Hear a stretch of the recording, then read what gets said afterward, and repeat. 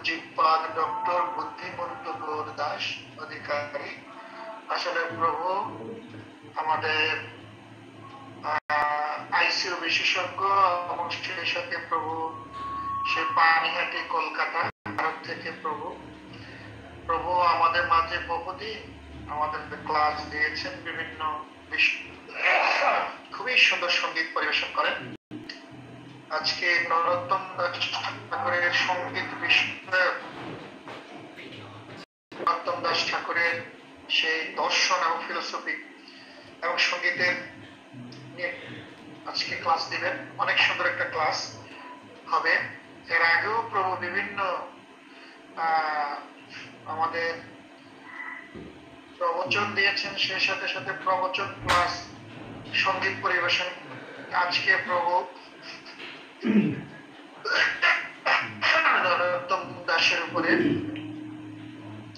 দর্শনের উপরে, নরোত্তম দাসের ভজন কীর্তনের উপরে প্রভু আজকে প্রবচন দেবেন এবং কীর্তন করবেন। আমরা খুবই সৌভাগ্যবান, সেই মহান বৈষ্ণবকে আমরা আজকে রিসিভ করবো। সে সবাই প্রণামের মাধ্যমে তাকে আমরা গ্রহণ করবো। বাঞ্ছা কল্পতরুভ্যশ্চ কৃপা সিন্ধুভ্যশ্চ পতিতানাং পাবনেভ্য বৈষ্ণবানাং। শ্রী ভক্ত সজ্জন, আমাদের এই পূজ্যপাদ ডক্টর বুদ্ধিমন্ত গৌর দাস প্রভু, আমাদের পরমারাধ্য গুরু মহারাজ শ্রী জয়পদ স্বামী মহারাজের অত্যন্ত প্রিয় এবং প্রিয় একজন তার শিষ্য এবং অত্যন্ত গুরু মহারাজের নিকটবর্তী সেবা শ্রেণী করেছেন, সম্মুখ বপু সেবা করেছেন। তাই আমরা আজকে সে মহান বৈষ্ণবের কাছ থেকে আমরা হরিকথা শ্রবণ করব। সেই সাথে সকলকে অনুরোধ করব প্রভুর প্রবচন নিষ্ঠার সহিত শ্রবণ করার জন্য। আর আমাদের ডক্টর বুদ্ধিমন্ত গৌর দাস প্রভুকে অনুরোধ করছি তার প্রবচন শুরু করার জন্য। হরি হরি বল। হরি বল। প্রভু শোনা যাচ্ছে? প্রভু শোনা যাচ্ছে। মানে আপনার ক্যামেরাটা অবশ্য আমার এখানে নেটওয়ার্ক মনে একটু দুর্বল, আপনি ক্যামেরাটা দেখতে পাচ্ছেন? ক্যামেরা দেখা যাচ্ছে না? আসবে হয়তো প্রভু, আমার খারাপ হতে পারে। ঠিক আছে, আচ্ছা ঠিক আছে। হরি বল। নং বিষ্ণুপাদায় কৃষ্ণপৃষ্ঠায় ভূতলে শ্রীমতে জয় পতাকা স্বামিনীতি নামিনে নমাচার্য পাদায় নিতায় কৃপাপদায়নে গৌরকথা ধামোদন উগ্রমতারিরে। আমি আজকের যে নরোত্তম দাস ঠাকুরের দর্শন কীর্তনে, নরোত্তম দাস ঠাকুর দর্শন, এটা বলার জন্য আমি আজ্ঞা পেয়েছি আমার জ্যেষ্ঠ গুরু ভ্রাতা লক্ষণ প্রভুর কাছ থেকে। আমি এটাকে বৈষ্ণবের আদেশ বলে মনে করেছি এবং আমি চেষ্টা করেছি এ সম্পর্কে কিছু পড়াশোনা করার। আমার তো কোনো যোগ্যতাই নেই বা ছিল না। তো যদি কোনো ভুল ত্রুটি হয় আজকের এই অনুষ্ঠানে ক্ষমা করবেন। আমি সর্বোপরি আমার পরমারাধ্য গুরুদেব শ্রীমৎ জয়পতাকা স্বামী গুরু মহারাজ এবং নরোত্তম দাস ঠাকুরের আশীর্বাদ কৃপা ভিক্ষা করছি।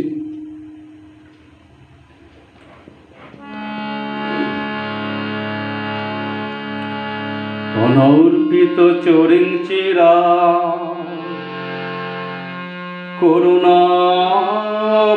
করুণাবতীর্ণ কল সমর্পয়তমুন্নত উজ্জ্বল রসা স্বভক্তি শ্রিয়ম হরিপুরট সুন্দর দ্যুতি কদম্ব সন্দীপিত সদা হৃদয় কন্দর স্ফুরত সচিনন্দন মধুকর মন্দিত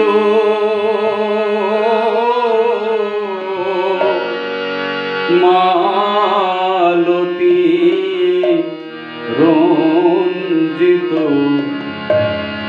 হিত ঘন কুঞ্চিত কিশান্তিত ঘন কুঞ্চিত চিত কেশম তিলক বিনিন্দিত শশধর রূপত যুবতী মনোহর যে কে যায় রে শোভার মালাই যায় রে কে বাজায় রে শোভার মালাই যায় রে মালতী রঞ্জিত শ্রী গৌরাঙ্গের মধুর বদন মালতী রঞ্জিত শ্রী গৌরাঙ্গের মধুর বদন দিত ঘন কুঞ্চিত কেশম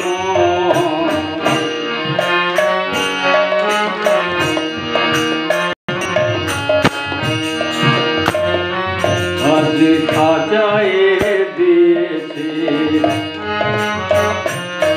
মা সাজায়ে দিয়েছে মা সাজায়ে দিয়েছে আজ অলকাতে লোক ভালে সাজায়ে দিয়েছে আজ অলকাতে লোক ভালে সাজায়ে দিয়েছে আজ অলকাতে লোক ভালে আবৃতরিয়া বদন অলকাতে লোক ভালে আবৃত আর গৌরকে গোপালের দেশে সাজিয়ে দিয়েছে আদর করে সচি মাতা সাজিয়ে দিয়েছে ভাই এমন পতির পাবন অবতার এমন পতিত পাবন অবতার আমার গৌর সুন্দর এই কলিযুগে সকলেরই পূজনীয়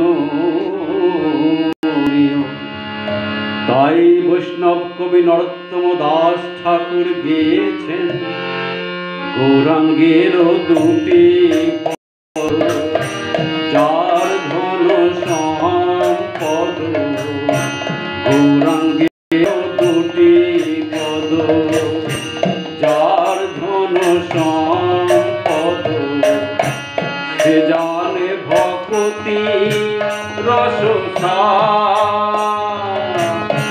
সে জানে ভক্তি রসসার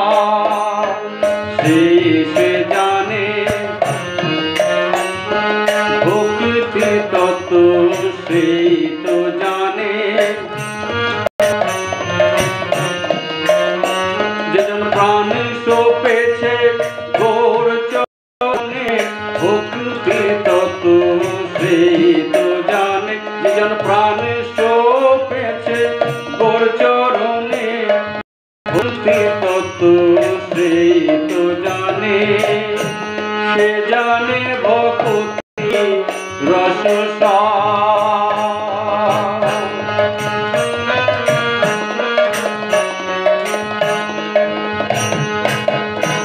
গৌরাঙ্গের মধুর লীলা যার করলে প্রবেশিলা গৌরাঙ্গের মধুর লীলা যার করলে প্রবেশিলা হৃদয় নির্মল ভেল তার শোভন মনন জুড়াইল শোভন মনন জুড়াইল মধুর গৌর লীলা প্রবেশিয়ে প্রবন মনন জুড়াইল যে গৌরাঙ্গের নাম লয় তার হয় প্রেমোদয় যে গৌরাঙ্গের নাম লয় তার হয় প্রেমোদয় যে গৌরাঙ্গের নাম লয় সে নেচে বেড়ায় আপন পর ভুলে গিয়ে বেঁচে বেড়ায়, যে গৌরাঙ্গের নাম লয় তার হয় প্রেমোদয়, যে গৌরাঙ্গের নাম লয়। নরোত্তম দাস ঠাকুর বলছেন, যে গৌরাঙ্গের নাম লয় তার হয় প্রেমোদয়। তো প্রেমোদয় হতে গেলে তো গৌরাঙ্গের নাম নিতে হবে। তখন প্রশ্ন হচ্ছে, যদি কেউ গৌরাঙ্গের নাম না নেয় তাহলে কি তার প্রেমোদয় হবে না? মহাপ্রভু এ বিষয়ে চিন্তা ভাবনা করেছেন যে যারা গৌরাঙ্গের নাম না নেবে তাদের প্রেম কি করে হবে। শ্রীমান মহাপ্রভু চলেছেন, সন্ন্যাস গ্রহণ করেছেন 24 বছর বয়সে। প্রথমে তিনি নীলাচলে গেলেন, নীলাচল থেকে বৃন্দাবনের যাত্রা শুরু করেছেন, সঙ্গে প্রচুর ভক্তবৃন্দ। তো তিনি গঙ্গার ধার ধরে হাঁটতে হাঁটতে হাঁটতে হাঁটতে তিনি পৌঁছেছিলেন কানাইয়ের নাটশালা, যেটা মালদহে অবস্থিত, পদ্মা নদী পেরিয়ে। তিনি ওখান থেকে ফিরে আসার পথে পদ্মা নদীর তীরে দাঁড়িয়ে নরোত্তম নরোত্তম বলে ডাকছিলেন। এখানে নরোত্তম দাস ঠাকুরের সম্পর্কে একটু বলা দরকার, যে নরোত্তম দাস ঠাকুর কোনো সাধারণ জীবতত্ত্ব নন। কি করে বুঝব? আমরা জানি অন্তকালে চা মাগো স্মরণমুক্ত বলে বলম, মানুষের অন্তিম সময়টা কীরকম গেছে সেটা দেখে বোঝা যায় যে তিনি কীরকম ছিলেন। দেখবেন যারা দেশের জন্য যুদ্ধ করে, যুদ্ধ করতে করতে যদি শহীদ হয়, তার জন্য কি কি তৈরি করা হয়? স্মৃতিস্তম্ভ তৈরি করা হয়, শহীদ বেদি মাটির ওপরে তৈরি হয়। আর যদি কোনো মহাত্মা সন্ন্যাসী তার লীলা সংগোপন করেন, তার জন্য কিন্তু কোনো বেদি তৈরি হয় না, তাকে সমাধিস্থ করা হয়। দুটোর মধ্যে পার্থক্য কি? ওই যে শহীদ হয়েছেন তার যে বীরত্ব, গগনচুম্বী বীরত্ব, তার জন্য সেটা মাটির ওপরে তৈরি হয়। আর সন্ন্যাসীর যে আধ্যাত্মিক অনুভূতি, আধ্যাত্মিক উপলব্ধি, সেটা অতলান্তিক সমুদ্রের মতো অতল, তাই তাকে সমাধিস্থ করা হয়। আরও অনেক শাস্ত্রীয় কারণ রয়েছে। কিন্তু অদ্ভুত ব্যাপার, নরোত্তম দাস ঠাকুর যেদিন লীলা সংগোপন করলেন, সেদিন কি হলো, তিনি দুই শিষ্যকে ডেকে গঙ্গার তীরে নিয়ে এলেন। গঙ্গা তীরে বসে বললেন যে তোমরা আমার অঙ্গমার্জন করো। তো গঙ্গার জল বালি দিয়ে যখন দুই শিষ্য অঙ্গমার্জন করছেন, তখন দেখা গেল নরোত্তম দাস ঠাকুর ধীরে ধীরে দুধে পরিণত হয়ে একটা দুধ সাগরের মতো গঙ্গায় মিলিয়ে গেল। এ যুগে হয়তো কথা কেউ বিশ্বাস করবে না, কিন্তু এটা বাস্তব সত্য এবং সমস্ত গ্রন্থের বর্ণনা রয়েছে। নরোত্তম দাস ঠাকুরের যে বর্ণনা আমরা প্রায় মূলত প্রেমবিলাস গ্রন্থ, যার শিষ্য নিত্যানন্দ দাস ঠাকুর বিরচিত প্রেমবিলাস, ঠাকুর নরহরি চক্রবর্তী বিরচিত নরোত্তম বিলাস এবং ভক্তি রত্নাকর, এগুলো হচ্ছে মুখ্য গ্রন্থ।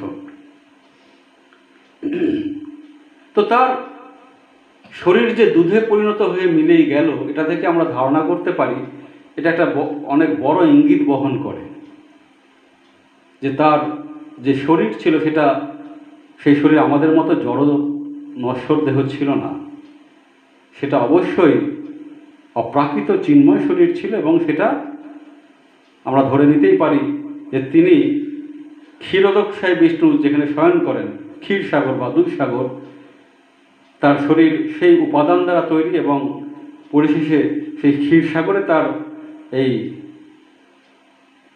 অপ্রাকৃত দেহ মিলিয়ে গিয়েছিল।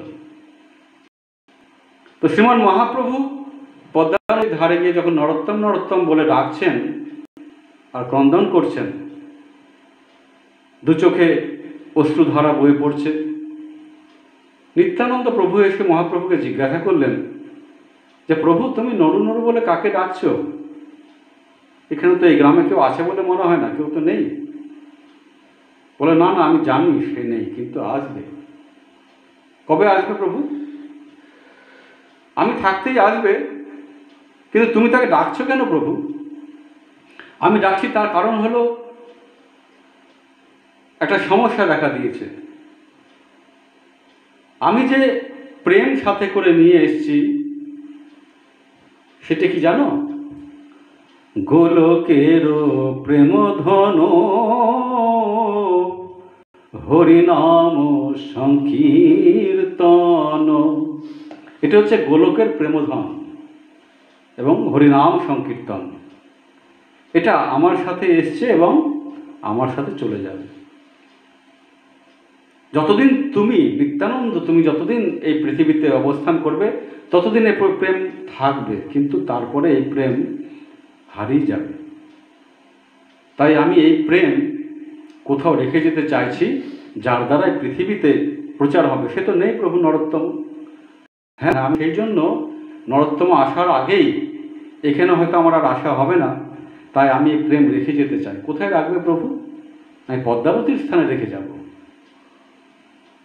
পদ্মাবতী, হ্যাঁ, পদ্মাবতী মানে এই যে পদ্মা নদী, সে পদ্মা নদীর কাছে আমি রেখে যাব।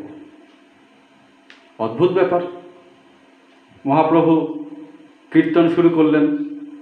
আস্তে আস্তে তিনি পদ্মার জলে চরণ স্পর্শ করালেন এবং দেখা গেল পদ্মার যে জল বিস্ফারিত হয়ে দুদিক প্লাবিত হয়ে গ্রামে গঞ্জের মধ্যে ঢুকে পড়তে থাকলো। সেখানে মূর্তিমান পদ্মাবতী মা তিনি আবির্ভূত হলেন, হয়ে বললেন, কি ব্যাপার প্রভু, আমি আপনার কি সেবা করতে পারি? তো প্রভু বললেন, মহাপ্রভু বলছেন যে আমি এই প্রেম তোমার কাছে রেখে যেতে চাই। এখানে পদ্মাবতী সম্পর্কে একটু বলা দরকার যে আমরা যমুনাজি সম্পর্কে জানি, আমরা গঙ্গা মাতা সম্পর্কে জানি। এই পদ্মাবতী কে? এই পদ্মাবতী হচ্ছেন মহালক্ষ্মী। এই পদ্মাবতী হচ্ছেন মহালক্ষ্মী। তার কারণ তিনি সবসময় পদ্ম ফুলে সুসজ্জিত থাকেন এবং ব্রহ্মবৈবর্ত পুরাণ অনুসারে এই পদ্মাবতী মানে মহালক্ষ্মী সলিল রূপে, জল রূপে তিনি প্রবাহিত হচ্ছেন গঙ্গা নদীর শাখা হিসেবে বাংলাদেশের মধ্য দিয়ে। এবং যার জন্য এই পদ্মার দিকে যত শস্য ভূমি রয়েছে খুব সুন্দর ফসল এখানে হয়। আবার মানুষের কারণে দুকুল ভেঙে আবার ঘর বাড়ি প্লাবিতও হয়ে থাকে। তো পদ্মাবতীকে মহাপ্রভু প্রেম দান করলেন। এখন প্রশ্ন আসতে পারে যে প্রেম কি বস্তু যে ওনাকে দান করলেন, গচ্ছিত রাখলেন? এটাতে কি কোনো জড়জাগতিক বস্তু যে আমার কাছে 500 গ্রাম সোনা আছে দিয়ে গেলাম যে তুমি অমুক আসলে পরে দিয়ে দিও? প্রেম হচ্ছে অপ্রাকৃত বস্তু। শ্রীল রূপ গোস্বামী বলছেন যে প্রেম হচ্ছে কৃষ্ণের স্বরূপ। কৃষ্ণের স্বরূপ কিরকম? সচ্চিদানন্দ বিগ্রহ, যেটাকে আমরা বলি সম্বিত, সন্ধিনী, রাদিনী। তিনটে কম্পোনেন্ট দিয়ে ভগবান শ্রীকৃষ্ণের অবয়ব তৈরি। এই যে লাদিনী অংশ, এটা হচ্ছে প্রেম। এটা আমাদের মধ্যে ঘুমিয়ে রয়েছে। এটা যদি কখনো জেগে ওঠে তখন আমি বুঝতে পারবো যে হ্যাঁ, প্রেম আমি পেয়েছি। নচেত আমার কাছে, যেমন ধরুন ব্যাংকে তো প্রচুর টাকা রয়েছে, ব্যাংক যদি ধর্মঘট থাকে দিনের পর দিন, আমি তো টাকা তুলতে পারবো না। আমার টাকা থাকা সত্ত্বেও টাকা আমার না। ঠিক একই রকম ভাবে আমার ভিতরে লকারে প্রেম রয়েছে, কিন্তু লকারের চাবি নেই। লাদিনী শক্তি ঘুমিয়ে রয়েছে। এই লকারের চাবিটা যদি আমি কোনোদিন পেয়ে যাই তাহলে প্রত্যেক সম্পত্তির মালিক হতে পারি। তো এই প্রেম এবং মহাপ্রভু হচ্ছেন অভিন্ন। তিনি নিত্যানন্দ প্রভুকে বলছেন যে নিত্যানন্দ, তুমি তোমার স্বরূপ সম্পর্কে জানো না। আমি তো সন্ন্যাস করে গৌড়ে ছিলাম আগে, সন্ন্যাস আগে, সেখান থেকে গৌড় থেকে আমি চলে এলাম উড়িষ্যাতে। তার জন্য তুমি যত কেঁদেছ না, তত প্রেম ঝরিত হয়েছে, আর আমি সেগুলো আঁচলে বেঁধে রেখেছি, সব জমিয়েছি আমি সেই প্রেম। তো চলো আমরা দুজনে মিলে সেই প্রেম আমরা পদ্মাবতীর কাছে গচ্ছিত রাখি। তো পদ্মাবতী মহাপ্রভুর সংস্পর্শ পেয়ে দুদিক দুকুল উপচে উঠল এবং মহাপ্রভু তাকে প্রেম গচ্ছিত রাখলেন তার কাছে। তো পদ্মাবতী বললেন যে প্রভু, আমি কাকে দেব? তুমি নরোত্তমকে দেবে। আমি কি করে জানবো কে নরোত্তম? কত লোকই তো আসে স্নান করতে এখানে। মহাপ্রভু বললেন, যার চরণ স্পর্শে তুমি আজকে যেরকম প্লাবিত হয়েছ ওরকম আবার প্লাবিত হবে, তখন তুমি বুঝে যাবে যে এই হচ্ছে সেই নরোত্তম।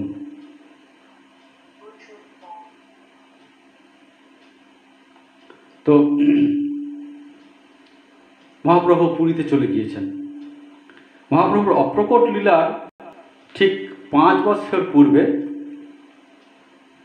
পদ্মা নদীর ওপারে যে বাংলাদেশ বর্তমান, সেখানে রাজশাহী জেলা রয়েছে, সেই জেলায় খেতলি গ্রামে রাজা কৃষ্ণানন্দ দত্ত বলে একজন,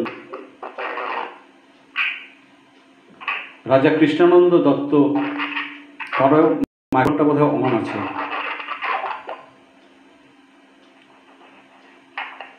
রাজা কৃষ্ণানন্দ দত্ত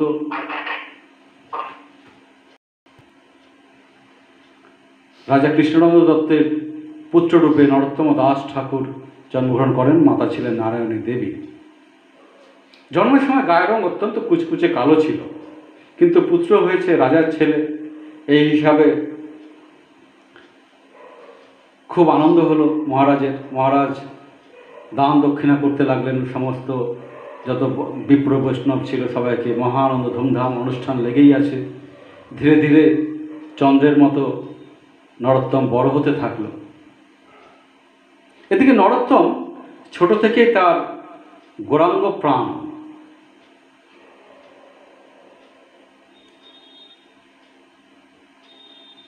গৌরাঙ্গ ছাড়া তিনি কিছু জানেন না, এবং তৎকালীন ভক্ত সমাজে বিভিন্ন গ্রামে গঞ্জে গৌর কথা পরিবেশিত হতো এবং তিনি সবার মুখে গৌরাঙ্গের নাম শুনে অত্যন্ত ব্যাকুল হয়ে চিন্তা ভাবনা করতে লাগলেন যে জীবনে আমার মূল্য কী।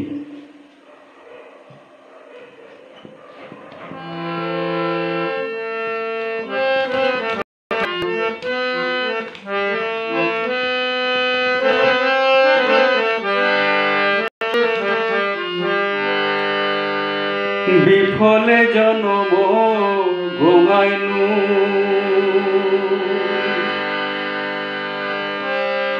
হরি হরি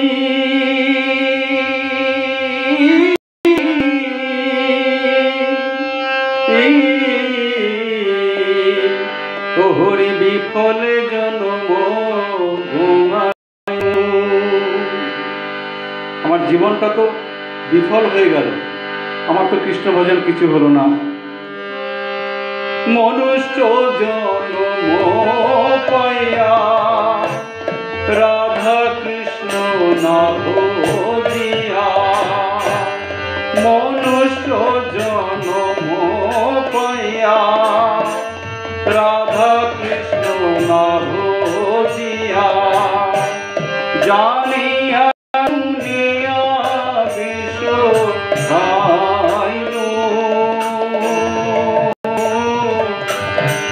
জানিয়া শুনিয়া বিশ্ব খাইনু, গোলকের প্রেম ধন হরি নাম সংকীর্তন, লোকের প্রেম ধন হরি নাম সংকীর্তন রতি না জন্মিল কেনে তাই রতি না জন্মিল কেনে তাই রতি না জন্মিল কেনে তাই রতি না জন্মিল কেনে তাই সংসার বিষানলে দিবানিশিয়া জলে জুড়াইতে না কইনো পায় জুড়াইতে না কইনো পায় জুড়াইতে না কইনো পায়।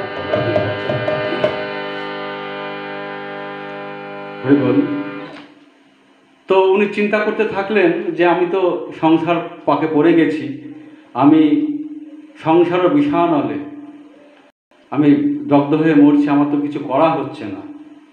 এদিকে পিতা কি করেছেন, পিতা কৃষ্ণানন্দ দত্ত উনি কি করলেন, 12 বছর বয়স হয়ে গেছে এবং জ্যোতিষীরা বলেছে যে এই ছেলে ঘরে থাকবে না, তাই শুভ শীঘ্রম উনি কন্যা দেখতে শুরু করলেন। কন্যা দেখে খুব শিগগির ছেলের বিবাহ দিয়ে দেবেন। এদিকে নরোত্তমের মন তো খুব ব্যাকুল। যখন বিবাহের আয়োজন চলছে, একদিন নিত্যানন্দ প্রভু নরোত্তমকে স্বপ্নে দেখা দিলেন। স্বপ্নে দেখতে পাচ্ছেন নরোত্তম, নিত্যানন্দ প্রভু তার বুকে হাত দিয়ে বলছেন, বেশ দিব্যি তো আছো, হ্যাঁ, যদি বিয়ে করো তো ফেসে যাবে একদম। প্রভু আমাকে কি করবো, আমি কি করবো, আমি তো কিছু বুঝতে পারছি না। 12 বছরের বাল্য, তার ম্যাচুরিটি কোথায় আমাদের তুলনায়, কিন্তু আধ্যাত্মিক ম্যাচুরিটি তো অনেক বেশি। আমাকে বলুন কি করব। তো নরোত্তম দাস ঠাকুর বলছেন, নরোত্তম দাস ঠাকুর নিত্যানন্দ প্রভু বলছেন, পদ্মাবতীর কাছে আমরা প্রেম রেখে এসেছি, সকালবেলা চলে যাও, গিয়ে নিয়ে নাও। উনি সকালবেলা ঘুম থেকে উঠে আর কোনো কথা নেই, সোজা চলেছেন পদ্মার ধারে। পদ্মার ধারে গিয়ে ব্যাকুলভাবে ক্রন্দন করছেন, ভাবছেন আমার জীবনে কি হলো। শ্রীমান মহাপ্রভুর যে শিক্ষাষ্টক, তার যে একটা খুব সুন্দর শ্লোক রয়েছে যে আমার এরকম দিন কবে আসবে। নয়নঙ্গলদশ্রুধারয়া বদনঙ্গদগদরুদ্ধয়া গিরা কৈরবচিতং বপুঃ কদা তব নাম গ্রহণে ভবিষ্যতি। আমার এমন দিন কবে আসবে যেদিন আমার ভগবানের নাম, গৌরের নাম, কৃষ্ণের নাম নিতে নিতে আমার নয়নে বাড়ি ঝরবে, গলার স্বর রুদ্ধ হয়ে যাবে। এরকম দিন আমার কবে আসবে। এরকম চিন্তা করতে করতে তিনি যেই না পদ্মা নদীকে অনেক স্তুতি করে প্রণাম নিবেদন করে পদ্মার জলে একটুখানি চরণ স্পর্শ করেছেন, পদ্মা আগের মতো ফুলে উঠেছে। পদ্মাবতী তো বুঝতে পেরেছেন নরোত্তম চলে এসছে। তো নরোত্তম দাসকে পদ্মাবতী দেখা দিয়ে বললেন যে, 2 ভাই গৌর নিতাই আমার কাছে তোমার অমূল্য সম্পদ রেখে গেছে, আমি তো এতদিন ধরে বক্ষে ধারণ করে আছি, তো তুমি এটা গ্রহণ করো। 2 হাত পেতে নরোত্তম দাস চিন্ময় বস্তু পদ্মাবতীর কাছ থেকে গ্রহণ করলেন। পদ্মাবতী বললেন, তুমি এটা কি করবে, কোথায় রাখবে? এটা রাখার বস্তু নয়, এটা কোথায় রাখবে তুমি? কি করব? তুমি একটা কাজ করো, খেয়ে ফেলো, তবে খেলে কিন্তু একদম পাগল হয়ে যাবে।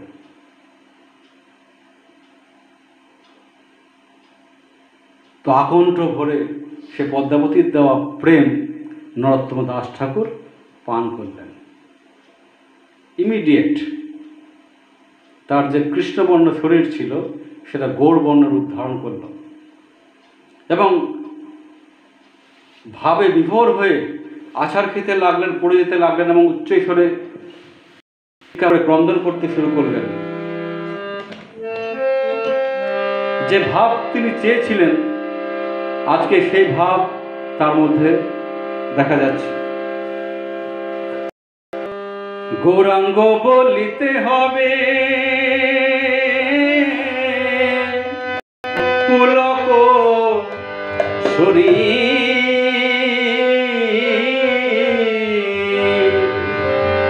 হরি হরি বলিতেন মনে ভবিনী, হরি হরি বলিতেন মনে ভবিনী,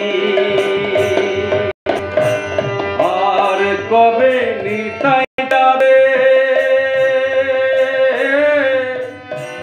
করুণা হইবে,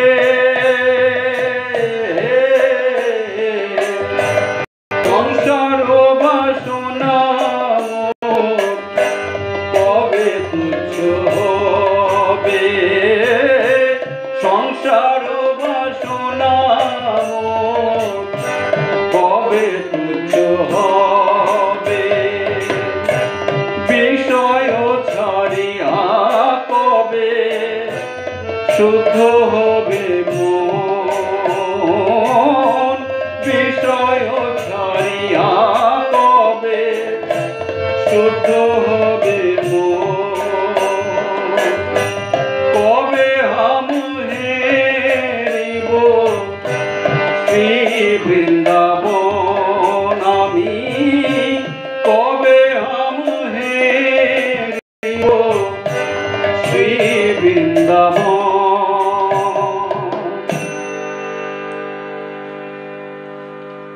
এই করে করে তিনি পিতার কাছে গিয়ে পড়লেন। বড় সমস্যা দেখা দিল। নরোত্তম দাসকে সবাই যেভাবে চিনত এখন চেনা যাচ্ছে না। গায়ের রং ফর্সা হয়ে গেছে, পুরো গৌরবর্ণ, মহাপ্রভুর বর্ণ পুরো।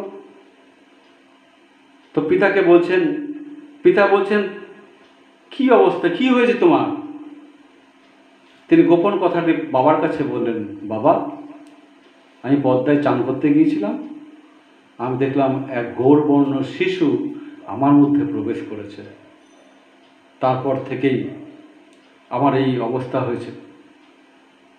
তো বাবার মন মানছে না, বলে না চলো চলো চলো ঘরে চলো, ভালো ওঝা দেখাতে হবে, তোমার কোনো ব্যাধি হয়েছে নিশ্চয়, নাহলে এরকম হওয়ার কথা নয়।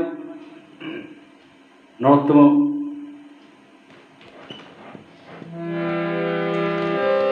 বিষয় ছাড়িয়া কবে শুদ্ধ হবে মন, বিষয় ছাড়িয়া কবে শুদ্ধ হবে মন, কবে হাম হেরিব শ্রী বৃন্দাবন আমি, কবে হাম হেরিব শ্রী বৃন্দাবন। বাবা আমাকে তুমি জোর করো না, আমি বৃন্দাবন চলে যাব। সে কি কথা? ওঝা রাখো, এরকম কথা তো ভালো নয়। বৃন্দাবন চলে যাবে বলছে, জ্যোতিষীরা তারা ঠিকই বলেছিল, এই ঘরে থাকবে না বলছে। না না না, ওঝা রাখো।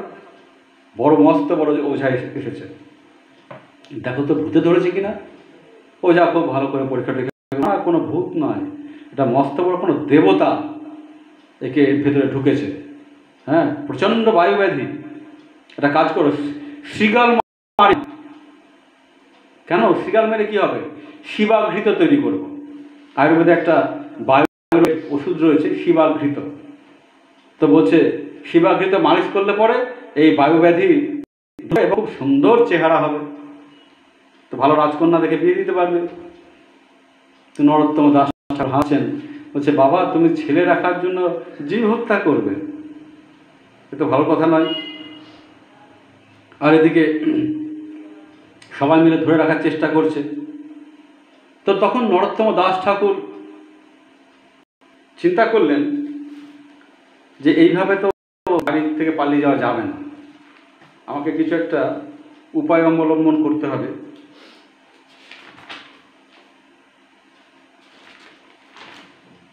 পিতামাতা বলছে যে আমি বিষ খাবো। এই কথা শুনে নরোত্তম দাস ঠাকুর নিজেকে বিরত হলেন এবং লোকাচার শুরু করলেন। সে রঘুনাথ দাস গোস্বামীকে মহাপ্রভু বলেছিলেন না, না করো মর্কট বৈরাগ্য লোক দেখাইয়া, তুমি মর্কট বৈরাগ্য করো না, যথাযোগ্য বিষয় ভুঞ্জ অনাসক্ত হইয়া। তুমি বিষয় ভোগ অত্যন্ত দামি কথা, বিশেষ করে গৃহস্থদের জন্য, যে আমরা বিষয় ভোগ করব কিন্তু তার প্রতি কোনো রকম আসক্তি আমাদের রাখা যাবে না। এটা যদি করতে পারি ব্যাস, আমরা যতই আমাদের বিলাসিতা থাক বা শারীরিক প্রয়োজনে আমাদের যত কিছু আইটেম দরকার থাক, হ্যাঁ সেগুলো ভোগ করি, কিন্তু কোনো কিছুর প্রতি না সংসার, না জড়বস্তু, টিভি, ফ্রিজ, মোবাইল, কোনো কিছুর প্রতি কোনো আসক্তি রাখা যাবে না। হঠাৎ করে এমন দিন হতে পারে যে সব কিছু হয়তো আমার থেকে চলে গেল, সেদিন খুব মন খারাপ, সেদিন আমার আসল পরীক্ষাটা হবে। তো বিষয় ভোগ আমি করতে পারি কিন্তু অনাসক্ত হয়ে যাবে। তাহলে কী করতে হবে? অন্তরে নিষ্ঠা করো বাহ্যে লোকাচার, অচিরাৎ কৃষ্ণ তোমায় করিবেন উদ্ধার। তো নরোত্তম দাস ঠাকুর গৃহীর মতো আচরণ করতে শুরু করলেন। তিনি সামাজিক যে সমস্ত কাজকর্ম সেগুলো করতে শুরু করলেন, বাবার সাথে কাজকর্ম করতে শুরু করলেন। একদিন হয়েছে কি, সে সময় রাজাকে, নবাবকে ট্যাক্স বা খাজনা দিতে হতো, খাজনা নেওয়ার লোক এসেছিলেন। এদিকে আগে থেকেই সংসারের কাজকর্ম টুকটুক করে করছিলেন, বাবা ধরে নিয়েছে, পিতামাতা ধরেছে, না এই সংসারে হচ্ছে, ওই ওঝার ওষুধে কাজ হচ্ছে। তো বলছে যে বাবা এতগুলো টাকা ওনাকে একা পাঠার সাথে যায়। হ্যাঁ যাও। তো খাজনা দিতে, যে খাজনা নেওয়ার জন্য এসেছিল তার সাথে গেছে। এবার সে তো নরোত্তমের এত কীর্তির কথা কিছু জানে না। সে খানিক দূর যাওয়ার পরে রাত্রি আছে, ঘুমাবে, বিশ্রাম করতে হবে। বলছে আমার প্রচণ্ড ঘুম পাচ্ছে, আমি ঘুমাই। তো সবাই ঘুমিয়ে পড়েছে। নরোত্তম গোটা রাত একা জেগে আছে, কি করে পালানো যায় এখান থেকে। তো তিনি সেই রাত্রে সেখান থেকে পালিয়ে বৃন্দাবনের পথে যাত্রা শুরু করলেন। আমরা দেখুন, আমরাও বৃন্দাবনে যাই। আমরা কি করি, যার যেরকম ক্ষমতা আছে, আমরা কেউ স্লিপার, কেউ 3 টায়ার, কেউ 2 টায়ার, কেউ 1 টায়ার, কেউ প্লেন, আমরা বুক করি আগে থেকে। এবং শুধু তাই নয়, কোথায় কোথায় কি স্পট, টুরিস্ট স্পট রয়েছে আশেপাশে, সব জায়গায় ঘুরতে হবে। তার জন্য টাকা পয়সা, এটিএম কার্ড, অনেক কিছু নেই। এবং যা যা প্রয়োজন ঘুরতে গেলে পরে আমরা সবই নেই। শুধু তাই নয়, আমাদের জীবন ধারণের জন্য যা যা প্রয়োজন সব কিছুর ব্যবস্থা আমরা সবসময় করি। নরোত্তমের কোনো রিজার্ভেশন নেই, কিছু নেই, রাস্তাঘাটও চেনে না, কোনোদিন যায়নি। তো তিনি পথে বললেন, সাথে কি নিয়ে বেরোলেন? মহাধন সম্পত্তি তিনি নিয়ে বেরিয়েছেন।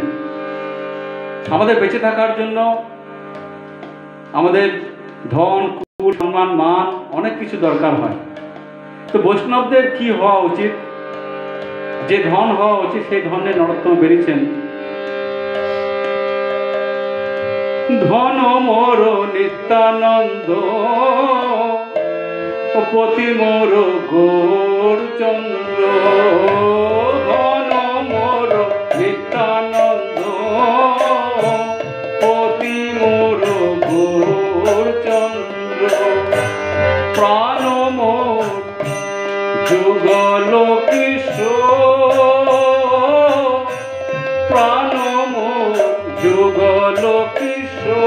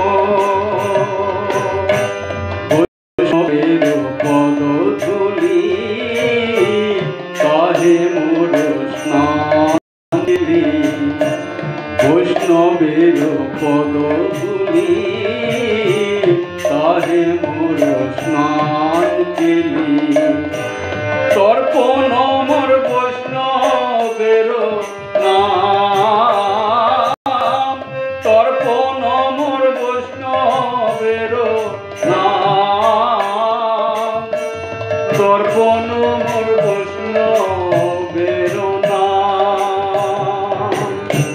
তর্পণ মোর বৈষ্ণবের নাম।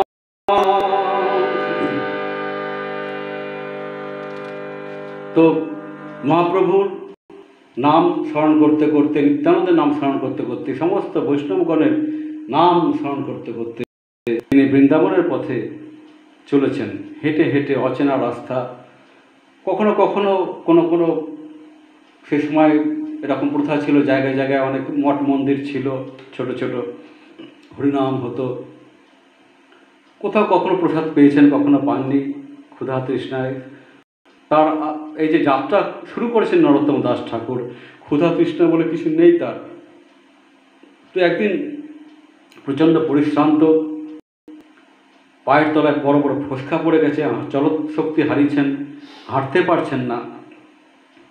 এ অবস্থায় একদিন রাত্রিবেলা তিনি ঘুমিয়ে পড়েছেন। হঠাৎ তার কাছে একজন বিপ্র ব্রাহ্মণ, খুব সুন্দর দেখতে, এসে ডেকে তুলেছেন যে নরোত্তম, তুমি ওঠো, এই দুগ্ধ তুমি পান করো। তোমার শরীর খুব ক্লান্ত, তোমার ক্ষুধা লেগেছে, তৃষ্ণা পেয়েছে, তুমি এই দুগ্ধ পান করো, দেখবে তোমার শরীরে বল আসবে। নরোত্তম বলছেন যে আপনি কে? আমার দুগ্ধ টুগ্ধ কিছু চায় না, আমি বৃন্দাবন যাব। কী করে যাব আমাকে বলুন, কখন গিয়ে পৌঁছাব? তো ওই বিপ্র বলছেন যে আমি বৃন্দাবন থেকে, তুমি দুগ্ধ পান করো। আপনি বৃন্দাবন থেকে আসছেন? হ্যাঁ, আমি বৃন্দাবন থেকে আসছি, দুগ্ধ পান। আপনি আমাকে বলুন, রূপ গোস্বামীপাদ কেমন আছেন, সনাতন গোস্বামীপাদ কেমন আছেন, আর রঘুনাথ দাস গোস্বামী, জীব গোস্বামীপাদ, ইনারা কেমন আছেন? তো বিপ্র অত্যন্ত কাতর স্বরে বললেন যে রূপ গোস্বামীপাদ, সনাতন গোস্বামীপাদ, রঘুনাথ গোস্বামীপাদ ইনারা লীলা সংগমন করেছেন। তো নরোত্তম ঠাকুর ওই কথা শুনে সে বিরহে মূর্ছাপ্রাপ্ত হলেন। কখনো জাগছেন, কখনো মূর্ছা জাগছেন। আমি বৃন্দাবন যে উদ্দেশ্যে যাচ্ছি তা কি আর হবে না?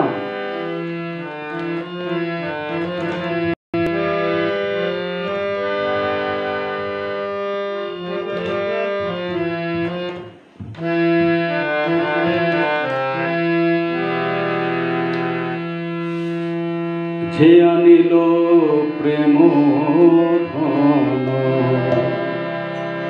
করুণা প্রচুর,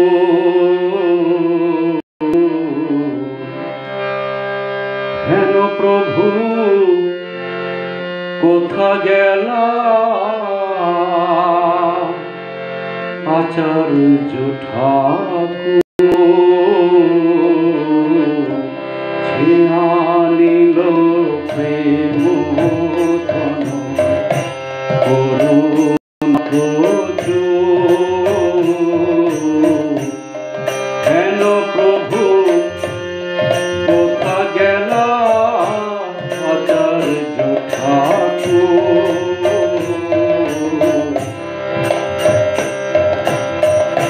কাহা মোর স্বরূপ রূপ, কাহা সনাতন, কাহা মোর স্বরূপ রূপ, কাহা সনাতন, কাহা দাস রঘুনাথ, কাহা দাস রঘুনাথ পতিত পাব।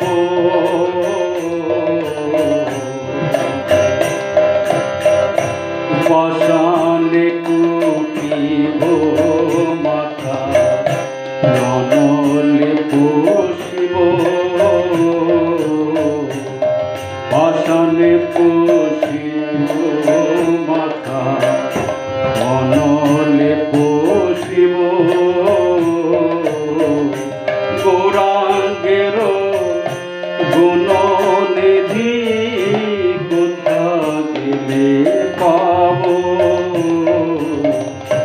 গৌরাঙ্গের গুণনিধি কোথা গেলে পাব।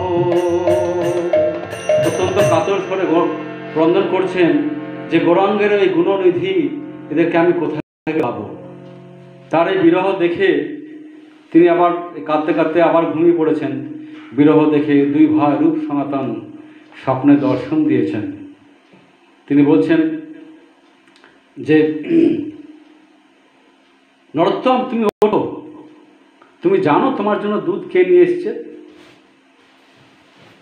না তো, যিনি দুধ নিয়ে এসছেন সেই বিপ্র তিনি আর কেউ নন, স্বয়ং গৌরাঙ্গ মহাপ্রভু।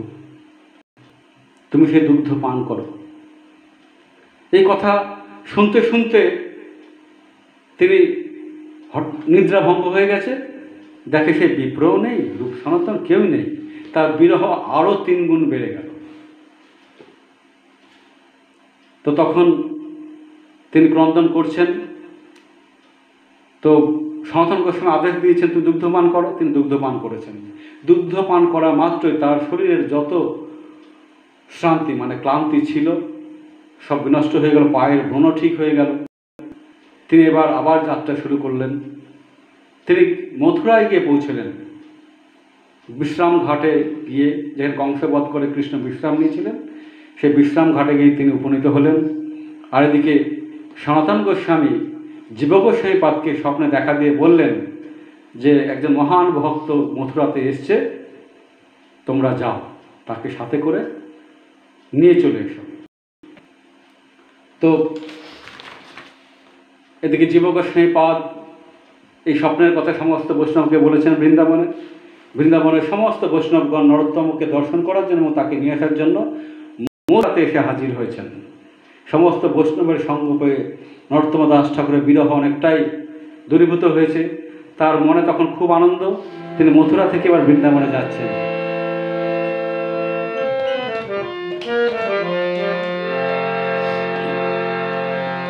আমি হরি বলবো আর মদন মোহন হেরব,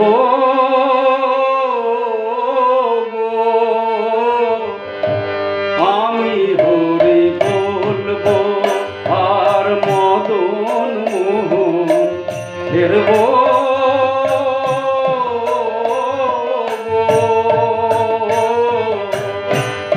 আমি হরি বলবো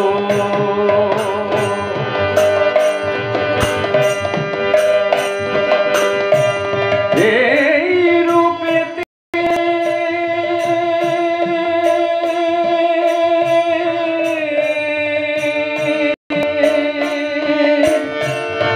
ব্রজের পথে চলবো গো। আমি হরি বলবো আর মদন মোহন হেরব।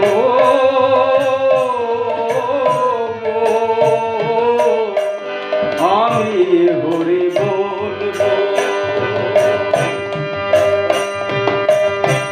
যাব গো ব্রজেন্দ্র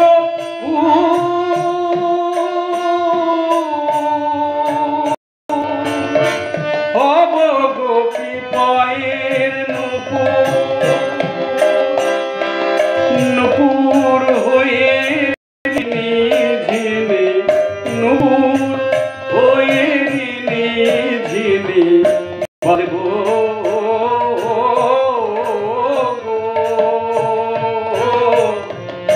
আমি হরি বলবো আর মদন মোহন হেরব। আমি হরি বলবো বিপিনে বিনোদ খেলা সঙ্গীতে রাখালের মেলা। ঠাকুর আনন্দ পাচ্ছেন। বিপিন মানে হচ্ছে বন, বৃন্দাবনে বিনোদ মানে কৃষ্ণ।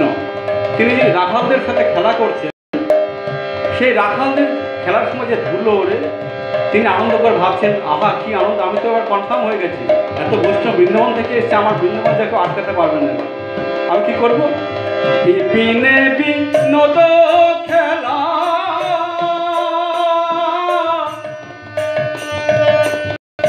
সঙ্গে তেরা খালের মেলা, তাদের চরণে ধুলা, তাদের চরণে ধুলা মাগো, আমি হরি বলবো আর মদন মোহন ফেরবো, আমি হরি বলবো।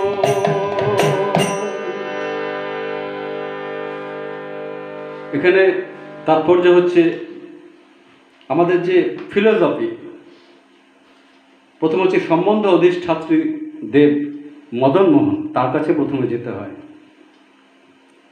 তারপর হচ্ছে অভিধেয় গোবিন্দের কাছে যেতে হয়, প্রয়োজন অধিষ্ঠাত্রী দেব গোপীনাথের কাছে যেতে হয়। তো সেই ভাব অনুযায়ী নরোত্তম দাস ঠাকুর বলছেন, আমি মদন মোহন হেরব, আমি বৃন্দাবনে যাব এবং সেখানে গিয়ে মদন মোহনের কৃপা প্রার্থনা করব এবং আমি সেই কৃষ্ণের যে চরণ ধুলা, ব্রজগোপীদের চরণ ধুলা, আমি সেটা অঙ্গে মাখবো। আমি এদিকে একটা অদ্ভুত ঘটনা ঘটল। জীবগোস্বামী পাদ সহ অন্যান্য বৈষ্ণবরা তাকে বৃন্দাবনে নিয়ে এলেন। নিয়ে যাওয়ার পরে তাকে মদন মোহন নয়, তার কাছে নিয়ে গেলেন, কার কাছে জানেন? গোবিন্দের কাছে নিয়ে গেলেন। গোবিন্দ মন্দির রয়েছে, সেখানে নিয়ে গেলেন। সেখানে নিয়ে গিয়ে যখন গোবিন্দকে দর্শন করছেন, এর কারণটা হলো যে ভক্তির যে উন্নতির যে স্তর, মদনমোহন, গোবিন্দ এবং গোপীনাথ, এই ক্রমটা শুদ্ধ ভক্তের জন্য প্রযোজ্য নাও হতে পারে। এটা আমাদের শিক্ষার জন্য এবং এটা আমাদের মতো অধস্তন যারা তাদের জন্য। কিন্তু নরোত্তম দাস ঠাকুরের ওটার ব্যাপার নয় যে আগে মদনমোহনের কাছে যেতে হবে। তিনি সরাসরি তিনি তো ইন্দ্রিয় জয় করে বসে আছেন, সেই জন্য সরাসরি গোবিন্দের কাছে, গোবিন্দ দর্শনের জন্য নিয়ে গেলেন। গোবিন্দ দর্শন করেই তিনি ব্যাকুল হয়ে পড়লেন। ব্যাকুল হয়ে তিনি কীর্তন করছেন, গান গাইছেন। তার ভাবটা এরকম, তিনি বলছেন যে তুমি একটা টাইমে আমাকে কৃপা করে আমার কাছে সেবাতে আমাকে স্থান দিয়েছিলেন। তো আজকে আমি মায়ার বন্ধনে আবার আবদ্ধ হয়েছি, আমি আবার তোমার কাছে এসেছি। তুমি বৃন্দাবনে এসে তুমি বলছেন যে তুমি আবার কৃপা করে আমাকে আমার চুল ধরে, আমার চুলের মুঠি ধরে টেনে তুমি ব্রজভূমি আবার নিয়ে যাও। এর মানেটা হচ্ছে আমরা বৃন্দাবনে যাই বটে, সত্যি সত্যি কি বৃন্দাবনে যায়? আমার দেহটা বৃন্দাবনে যায়, কিন্তু আত্মার যে রতি, বৃন্দাবনের সাথে যে কানেকশন, সেই অপ্রাকৃত বৃন্দাবনকে আমরা প্রবেশ করতে পারি। সেই জন্য নরোত্তম দাস ঠাকুর গোবিন্দের কাছে প্রার্থনা করছেন, হে গোবিন্দ গোপীনাথ, ও কৃপা করি রাখো